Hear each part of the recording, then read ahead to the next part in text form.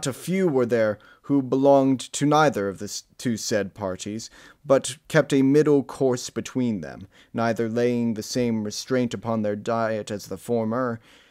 nor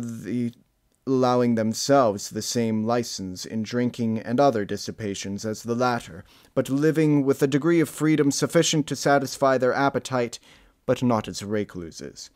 They therefore walked abroad, carrying in their hands flowers or fragrant herbs or divers sorts of spices,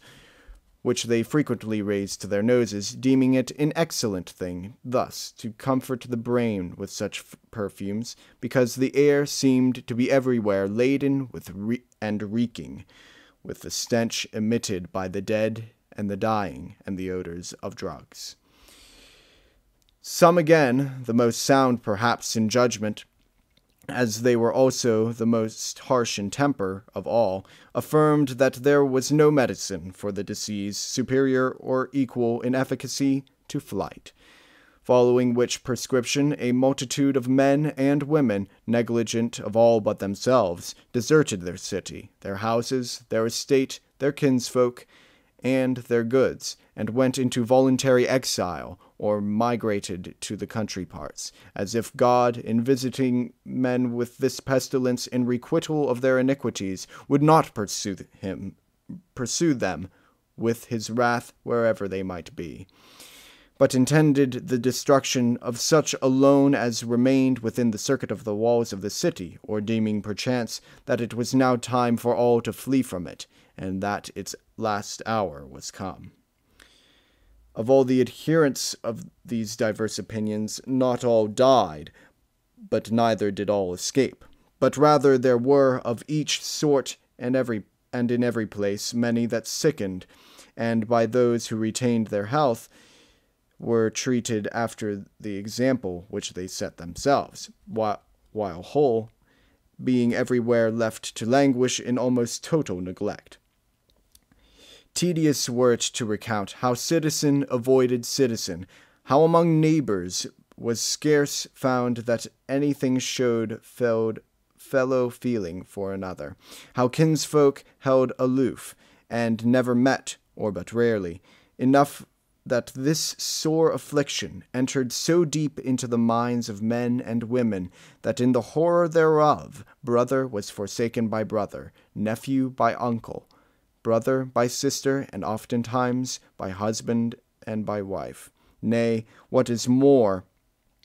scarcely to be believed, fathers and mothers were found to abandon their own children, unattended, unvisited, to their fate, as if they had been strangers. Wherefore, the sick of both sexes, whose number could not be estimated, were left without resource but in the charity of friends, and few such there were, or in the interest of servants,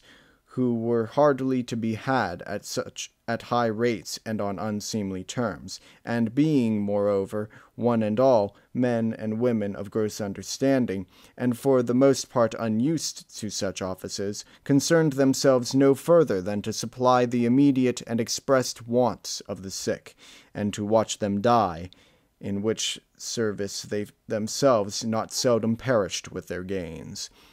In consequence of which the dearth of servants and dereliction, the sick by neighbors, kinsfolk, and friends, it came to pass a thing, perhaps never before heard of, that no woman, however dainty, fair, or well-born she might be, shrank, when stricken with the disease, from the ministrations of a man, no matter whether he were young or no, or scrupled to expose to him every part of her body, with no more shame than if he had been a woman, submitting of necessity to that which her malady required, wherefrom, perchance, that there resulted in, after some time, some loss of modesty in such was recovered.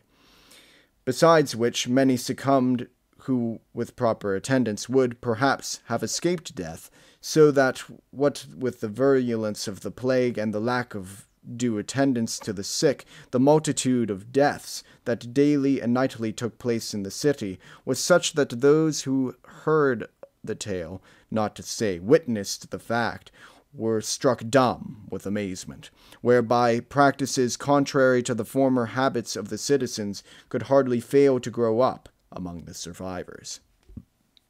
It had been, as today is, the custom for the women that were the neighbors and of kin to the deceased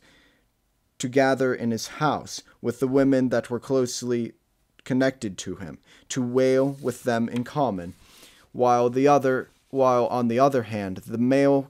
his male kinsfolk and neighbors, with not a few of the other citizens, and a due proportion of the clergy, according to his quality, assembled without, in front of the house, to receive the corpse. And so the dead man was borne on the shoulders of his peers, with funeral pomp of taper and dirge, to the church selected by him before his death, which rites, as the pestilence waxed in fury, were either in whole or in great disused, and gave way to others of a novel order. For not only did the crowd of women surround the bed of the dying, but many passed from the life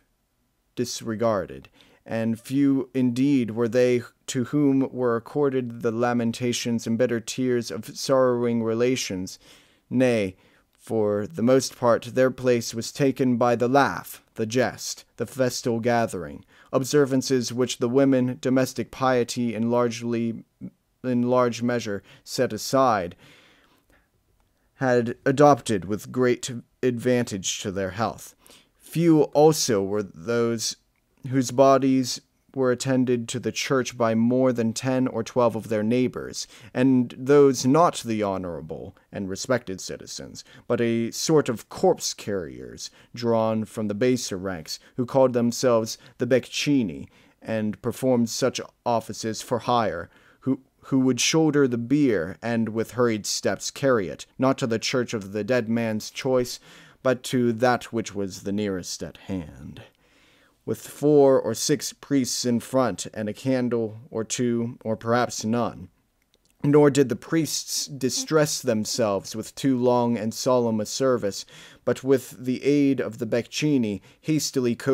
consigned the corpse to the first tomb which they found untenanted.